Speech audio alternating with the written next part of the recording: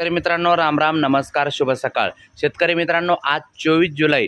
जाणून घेऊ राज्यात कुठे कशा प्रकारे पावसाची शक्यता आहे.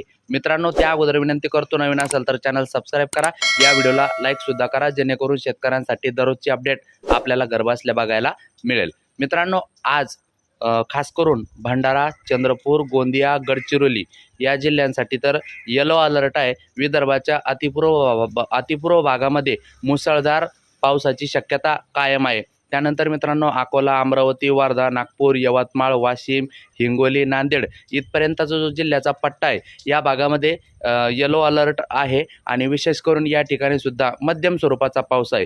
त्यानंतर मात्र मुंबई, ठाणे, पालघर, रायगड, रत्नागिरी, सिंधुदुर्ग या ठिकाणी तर रेल अलर्ट आहे. कोकणामध्ये तर आज मुसळधार ते अतिमुसळधार पावसाची शक्यता, तर काही ठिकाणी अतिवृष्टीची शक्यता आहे. उर्वरित ठिकाणी मात्र स्थानिक स्वरूपाचा पाऊस असेल. धन्यवाद.